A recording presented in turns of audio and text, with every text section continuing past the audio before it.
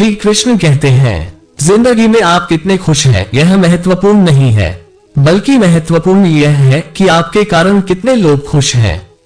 नेकियां करके जो दरिया में डाल दोगे अभी, वही तूफानों में कश्तियां बनकर साथ देंगी कभी। बातें झोंकों के साथ हवा में जल्द ही फैल जाती हैं। जरा संभल के बोलना, लौटती है तो रूप बदल के आती है। किसी के गुणों की प्रशंसा करके अपना समय नष्ट मत करो, बल्कि उसके गुणों को खुद अपनाने की कोशिश करो।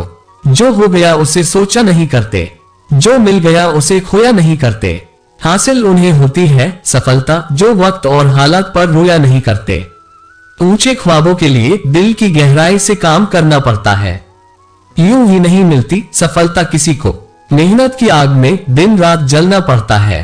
भगवान श्री कृष्ण कहते हैं, उदास मत होना क्योंकि मैं तुम्हारे साथ हूँ, सामने नहीं पर आसपास हूँ। पलकों को बंद कर दिल से याद करना, मैं और कोई नहीं तेरा आत्मविश्वास हूँ। तुम्हारा व्यवहार ही है जो हमारी छवि दूसरों के मन में बनता है। इसके जरिए हम दुश्मनों को भी अपना बना सकते हैं। जो आत्मा अनुशासन नहीं रख सकता वह दूसरों को अनुशासन का पाठ कैसे पढ़ा सकता है। सस्ते में लूट लेती है ये दुनिया उन्हें जिन्हें खुद की कीमत का अंदाजा नहीं होता। खुशी केवल उन्हीं व्यक्तियों को प्राप्त होती है जो कि दूसरों को खुश करने के लिए प्रयासरत रहते हैं। जिस तरह पतझड़ के बिना पेड़ पर नए पत्ते नहीं आते, ठीक उसी तरह कठिनाई और संघर्ष के बिना अच्छे दिन भी नहीं आते। श्री कृष्ण कहते हैं, भगवान पर विश्वास बिल्कुल उस बच्चे की तरह करो जिसको आप हवा में उछालो तो वह हंसता है, डरता नहीं है, क्योंकि वह जानता है कि आप उसे गिरने नहीं दोगे।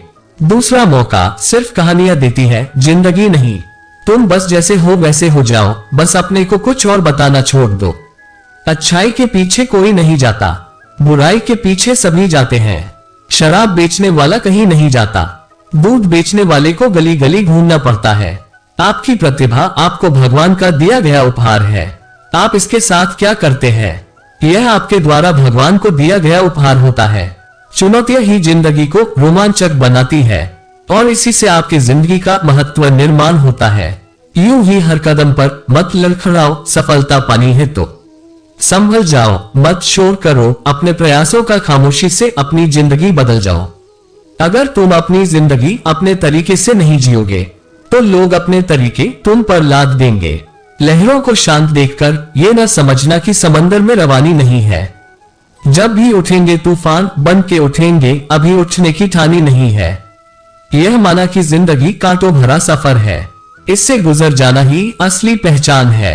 बने बनाए रास्तों पर तो सब चलते हैं, खुद रास्ते जो बनाए वही तो इंसान है। बढ़ते कदमों को ना रुकने दे ए मुसाफिर, चाहे रास्ता हो कठिन और मंजिल हो दूर, चाहे ना मिले रास्ते में कोई हमसफर, फिर भी झुकना नहीं और पा लेना लक्ष्य को, करके बाधाएं सारी दूर। श्री कृष्ण कहते हैं, जब भी कोई विपत्ति आती है काय को ही दहलाती है। सूरमा कभी नहीं विचलित होते, एक क्षण नहीं धीरज खोते। विघ्नों को वो है गले लगाते, कांटों में भी अपनी राह बनाते। वो खुद ही तय करते हैं मंजिल आसमानों की, परिंदों को नहीं दी जाती तालीम उड़ानों की। रखते हैं जो हौसला आसमान छूने का, उनको नहीं होती परवाह गिर जाने की। संघर्ष में आदमी अकेला होता है, सफलता में दुनिया उसके साथ होती है। जब जब जग उस पर हंसा है, तब तब उसी ने इतिहास रचा है। वक्त से लड़कर जो नसीब बदल दे, इंसान वही जो अपनी तकदीर बदल दे। कल होगा क्या कभी ना ये सोचो, क्या पता कल खुद वक्त अपनी तस्वीर बदल दे। ना कर आसमान की हसरत जमीन की तलाश कर, सब है यही कहीं और ना तो कुछ तलाश कर। पूरी हो हर आरज़ू तो क्या मजा है जीने का, अगर जीना है तो किसी हसीन वजह की तलाश कर। बुझने लगी हो आंखें तेरी, चाहे थमने लगे रफ्तार, उखड़ने लगी हो सांसें तेरी, दिल करता हो चित्कार। दोष विधाता को ना देना, बस मन में रखना तुम अपने आस। विजयी बनता है वही जिसके पास हो आत्मविश्वास। करे कोशिश अगर इंसान तो क्या क्या नहीं मिलता, वो सिर उठा के तो देखे जिससे रास्ता नहीं मिलता। भले ही धूप हो कांटे हो राहों में, मगर चलना तो पड़ता है, क्योंकि किसी प्यासे को घर बैठे कभी दरिया नहीं मिलता। साहिल जो समझ ले मौजों को, फिर क्या खौफ उसे तूफानों से, मर कर ही तो जीना है ये सीख लिया परवानों से। होकर मायूस न यूं शाम से ढलते रहिए, जिंदगी भोर है, सूरज से निकलते रहिए। एक ही पांव पर ठहरोगे तो थक जाओगे। धीरे धीरे ही सही राह पर चलते रहिए। ऐ आसमां अपनी हदें बता, मैं सके पार जाना चाहता हूँ। फासले कितने भी बड़े हो, मैं उन्हें मिटाना चाहता हूँ। निगाहों में मंजिल थी, गिरे और गिरकर संभलते रहे। हवाओं ने बहुत कोशिश की, मगर चिराग आंधियों में भी जलते रहे। दुनिया का हर शौक पाला नहीं जाता, कांच के खिलौनों को उछाला नहीं जाता। मेहनत करने से हो जाती है हर मुश्किल आसान, क्योंकि हर काम तकदीर पर टाला नहीं जाता। श्री कृष्ण कहते हैं, मंजिलें इंसान के हौसले आजमाती हैं, सपनों के पर्दे आंखों से हटाती हैं। तू हिम्मत मत हारना ए दोस्त, क्योंकि ठोकरें ही तो इंसान को चलना सिखाती हैं। हौसले बुलंद कर रास्तों पर चल दे, तुझे तेरा मुकाम मिल जाएगा। बढ़कर आगे अकेला तू पहल कर, देख कर तुझको काफिला खुद बन जाएगा। दर्द में भी जो हंसना चाहो तो हंस पाओगे, टूटे फूलों को भी पानी में डालो तो उनमें भी महक पाओगे। जिंदगी किसी ठहराव में कहीं रुकती नहीं, हिम्मत जो करोगे तो मंजिल खुद ब खुद पा जाओगे। क्यों डरे कि जिंदगी में क्या होगा, हर वक्त क्यों सोचे कि बुरा होगा। बढ़ते रहे मंजिलों की ओर हम, कुछ ना मिला तो क्या हुआ, तजुर्बा तो नया होगा। जब टूटने लगे हौसले तो बस यही याद रखना, बिना मेहनत के कोई तक तो ताज हासिल नहीं होते। ढूंढ लेना अंधेरों में मंजिल अपनी, क्योंकि जुगनू कभी रोशनी के मोहताज नहीं होते। हर दर्द की पहचान होती है, खुशी चंद लम्हों की मेहमान होती है।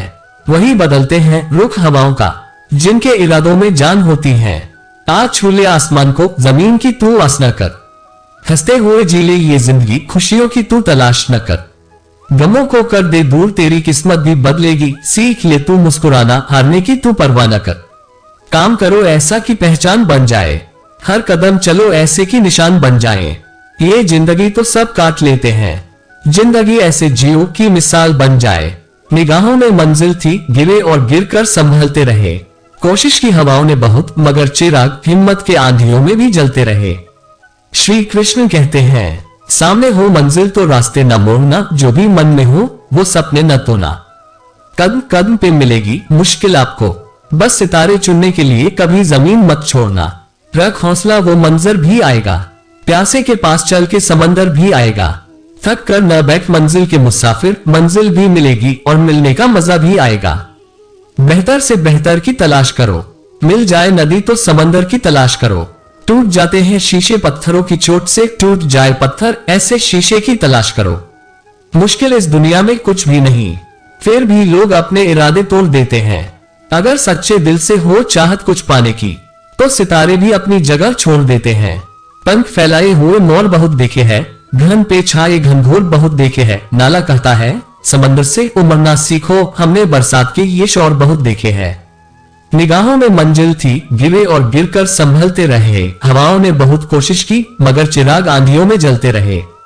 मत सोच कि तेरा सपना क्यों पूरा नहीं होता, हिम्मत वालों का इरादा कभी अधूरा नहीं होता।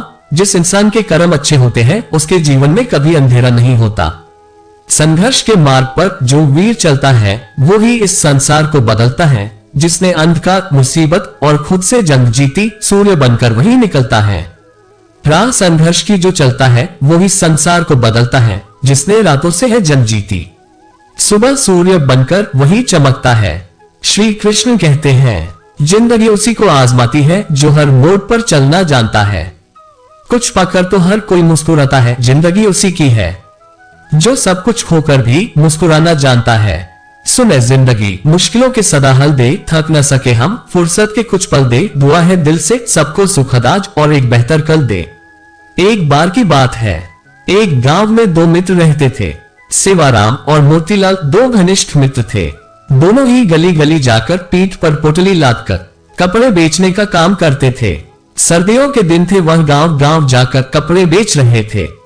तभी एक झोपड़ी के बाहर एक बुढ़िया जो कि ठंड से कांप रही थी, तो सेवाराम ने अपनी पोटली से एक कंबल निकालकर उस माई को दिया और कहा, माई तुम ठंड से कांप रही हो, ये कंबल ओढ़ लो। तो बूढ़ी माई कंबल लेकर बहुत खुश हुई और जल्दी जल्दी से उसने कंबल से अपने आप को ढक लिया और सेवाराम को खूब सारा आशीर्वाद दिया। तभी उसने सेवाराम को कहा, मेरे पास पैसे तो नहीं है, लेकिन रुको मैं तुम्हें कुछ देती हूँ। वह अपनी झोपड़ी के अंदर गई। तभी उसके हाथ में एक बहुत ही सुंदर छोटी सी ठाकुर जी की प्रतिमा थी। वह सेवाराम को देते हुए बोली कि वी मेरे पास देने के लिए पैसे तो नहीं है, लेकिन ये ठाकुर जी है, इसको तुम अपनी दुकान पर लगाकर खूब सेवा करना, देखना तुम्हारी कितनी तरक्की होती है, यह मेरा आशीर्वाद है। तो तभी मोतीराम बुढ़िया के पास आकर बोला, अरे ओ माताजी, क्यों बहाने बना रही हो? अगर पैसे नहीं है तो कोई बात नहीं, लेकिन हमें झूठी तसल्ली मत दो। हमारे पास तो कोई दुकान नहीं है, हम इसको कहाँ लगाएंगे, इनको तुम अपने पास ही रखो। लेकिन सेवाराम, जो कि बहुत ही नेक दिल था और ठाकुर जी को मानने वाला था, वह बोला, नहीं नहीं माताजी, अगर आप इतने प्यार से कह रही हैं तो यह आप मुझे दे दो, पैसों की आप चिंता मत करो। तो सेवाराम ने जल्दी से अपने गले में पड़े हुए पन्ने में ठाकुर जी को लपेट लिया और उनको लेकर चल पड़ा। तो बुढ़िया दूर तक उनको आशीर्वाद दे रही थी, हरि तुम्हारा ध्यान रखेंगे, ठाकुर जी तुम्हारा ध्यान रखेंगे। वह तब तक आशीर्वाद देती रही जब तक कि वह दोनों उनकी आंखों से ओझल न हो गए। और ठाकुर जी का ऐसा ही चमत्कार हुआ। अब धीरे धीरे दोनों की कमाई ज्यादा होने लगी। अब उन्होंने एक साइकिल खरीद ली। अब साइकिल पर ठाकुर जी को आगे टोकरी में रखकर और पीछे पोटली रखकर गांव गांव कपड़े बेचने लगे। अब फिर उनको और ज्यादा कमाई होने लगी। तो उन्होंने एक दुकान किराए पर ले ली और वहां पर ठाकुर जी को बहुत ही सुंदर आसन पर विराजमान करके दुकान का मुहूर्त किया। धीरे धीरे दुकान इतनी चल पड़ी कि अब सेवाराम और मोतीलाल के पास भी शहर में बहुत ही बड़ी बड़ी कपड़े की दुकानें और कपड़े की मिलें हो गई। एक दिन मोतीलाल सेवाराम को कहता कि देखो, आज हमारे पास सब कुछ है, ये हम दोनों की मेहनत का नतीजा है। लेकिन सेवाराम बोला, नहीं नहीं, हम दोनों की मेहनत के साथ साथ ये हमारे ठाकुर जी, हमारे हरि की कृपा है। तो मोतीलाल बात को अनसुनी करके वापस अपने काम में लग गया। एक दिन सेवाराम की सेहत थोड़ी ढीली थी, इसलिए वह दुकान पर थोड़ी देरी से आया। तो मोतीलाल बोला, अरे दोस्त, आज तुम देरी से आए हो, तुम्हारे बिना तो मेरा एक पल का गुजारा नहीं, तुम मेरा साथ कभी ना छोड़ना। तो सेवाराम हंसकर बोला, अरे मोतीलाल, चिंता क्यों करते हो, मैं नहीं आऊंगा तो हमारे ठाकुर जी तो है ना। ये कहकर सेवाराम अपने काम में लग गया। पहले दोनों का घर दुकान के पास ही होता था, लेकिन अब दोनों ने अपना घर दुकान से काफी दूर ले लिया। अब दोनों ही महल नुमा घर में रहने लगे। दोनों ने अपने बच्चों को खूब पढ़ाया लिखाया। सेवाराम के 2 लड़के थे, दोनों की शादी कर दी थी और मोतीलाल के एक लड़का और एक लड़की थी। मोतीलाल ने अभी एक लड़के की शादी की थी, अभी उसने अपनी लड़की की शादी करनी थी। सेहत ढीली होने के कारण सेवाराम अब दुकान पर थोड़े विलंब से आने लगा। तो एक दिन वह मोतीलाल से बोला, अब मेरी सेहत ठीक नहीं रहती, क्या मैं थोड़ी विलंब से आ सकता हूँ? तो मोतीलाल ने कहा, हाँ भैया, तुम विलंब से आ जाओ, लेकिन आया जरूर करो, मेरा तुम्हारे बिना दिल नहीं लगता। फिर अचानक एक दिन सेवाराम 12 बजे के करीब दुकान पर आया, लेकिन आज उसके चेहरे पर अजीब सी चमक थी, बीच चाल में एक अजीब सी मस्ती थी, चेहरे पर अजीब सी मुस्कान थी। वह आकर गद्दी पर बैठ गया तो मोतीलाल ने कहा, भैया, आज तो तुम्हारी सेहत ठीक लग रही है। तो सेवाराम ने कहा, भैया, ठीक तो नहीं हूँ, लेकिन आज से मैं बस केवल 12 बजे आया करूंगा और 5 बजे चला जाया करूंगा, मैं तो केवल इतना ही दुकान पर बैठ सकता हूँ। तो मोतीलाल ने कहा, कोई बात नहीं, जैसी तुम्हारी इच्छा। अब तो सेवाराम रोज 12 बजे आता और 5 बजे चला जाता, लेकिन उसकी शक्ल देखकर ऐसा नहीं लगता था कि वह कभी बीमार भी है। लेकिन मोतीलाल को अपने दोस्त पर पूरा विश्वास था कि वह झूठ नहीं बोल सकता और मेहनत करने से वह कभी पीछे नहीं हट सकता। एक दिन मोतीलाल की बेटी की शादी तय हुई तो वह शादी का निमंत्रण देने के लिए सेवाराम के घर गया। घर जाकर उसको उसके बेटा, बहू, सेवाराम की पत्नी सब नजर आ रहे थे, लेकिन सेवाराम नजर नहीं आ रहा था। तो उसने सेवाराम की पत्नी से कहा, भाभी जी, सेवाराम कहीं नजर नहीं आ रहा। तो उसकी पत्नी एकदम से हैरान होती हुई बोली, यह आप क्या कह रहे हैं? तभी वहां उसके बेटे भी आ गए और कहने लगी, काका जी, आप कैसी बातें कर रहे हो, हमारे साथ कैसा मजाक कर रहे हो? तो मोतीलाल बोला कि मैंने ऐसा क्या पूछ लिया, मैं तो अपने प्रिय दोस्त के बारे में पूछ रहा हूँ। क्या उसकी तबीयत आज भी ठीक नहीं है क्या? वह अंदर आराम कर रहा है, मैं खुद अंदर जाकर उसको मिलाता हूँ। तो मोतीलाल उसके कमरे में चला गया, लेकिन सेवाराम उसको वहां भी नजर नहीं आया। तभी अचानक उसकी नजर उसके कमरे में सेवाराम के तस्वीर पर पड़ी। वह एकदम से हैरान होकर सेवाराम की पत्नी की तरफ देखता हुआ बोला, अरे भाभी जी, यह क्या आपने सेवाराम की तस्वीर पर हार क्यों चढ़ाया हुआ है? तो सेवाराम की पत्नी आंखों में आंसू भरकर बोली, मुझे आपसे ऐसी उम्मीद नहीं थी भैया कि आप ऐसा मजाक करेंगे। मोतीलाल को कुछ समझ नहीं आ रहा था। तभी सेवाराम का बेटा बोला, क्या आपको नहीं पता कि पिताजी को गुजरे तो 6 महीने हो चुके हैं? मोतीलाल को तो ऐसा लगा कि जैसे उसके सिर पर बिजली गिर पड़ी हो। वह एकदम से थोड़ा लड़खड़ाता हुआ पीछे की तरफ हटा और बोला, ऐसा कैसे हो सकता है? वह तो हर रोज दुकान पर आते हैं, बीमार होने के कारण थोड़ा विलंब से आता है। वह 12 बजे आता है और 5 बजे चला जाता है। तो उसकी पत्नी बोली, ऐसा कैसे हो सकता है कि आपको पता ना हो? आप ही तो हर महीने उनके हिस्से का मुनाफे के पैसे हमारे घर देने आते हो। 6 महीनों से तो आप हमें दुगना मुनाफा देकर जा रहे हो। मोतीलाल का तो अब सर चकरा गया। उसने कहा, मैं तो कभी आया ही नहीं, 6 महीने हो गए, यह क्या मामला है? तभी उसको सेवाराम की कही बात याद आई, मैं नहीं रहूंगा तो मेरे हरि है ना, मेरे ठाकुर जी है ना, वह आएंगे। तो मोतीलाल को जब यह बातें याद आई तो वह जोर जोर से रोने लगा और कहने लगा, हे ठाकुर जी, हे हरि, वे आप अपने भक्तों के शब्दों का कितना मान रखते हो, जो कि अपने विश्राम के समय मंदिर के पट 12 बजे बंद होते हैं और 5 बजे खुलते हैं। और आप अपने भक्तों के शब्दों का मान रखने के लिए कि मेरे हरि आएंगे, मेरे ठाकुर जी आएंगे, तो आप अपने आराम के समय मेरी दुकान पर आकर अपने भक्तों का काम करते थे। इतना कहकर वह फूट फूट कर रोने लगा और कहने लगा, ठाकुर जी, आपकी लीला अपरंपार है। मैं ही सारी जिंदगी नोट गिनने में लगा रहा। असली भक्त तो सेवाराम था, जो आपका प्रिय था, और आपने उसको अपने पास बुला लिया और उसके शब्दों का मान रखने के लिए आप उसका काम खुद स्वयं कर रहे थे और उसके हिस्से का मुनाफा भी उसके घर मेरे रूप में पहुंचा रहे थे। इतना कहकर वह भागा भागा दुकान की तरफ गया और वहां जाकर जहां पर ठाकुर जी जिस गद्दी पर आकर बैठते थे, जहां पर अपने चरण रखते थे, वहां पर जाकर गद्दी को अपने आंखों से मुंह से चूमता हुआ चरणों में लौटता हुआ जार जार रोने लगा और ठाकुर जी की जय जयकार करने लगा। ठाकुर जी तो हमारे ऐसे हैं। सेवाराम को उन पर विश्वास था कि मैं ना रहूंगा, मेरे ठाकुर जी मेरा सारा काम संभालेंगे।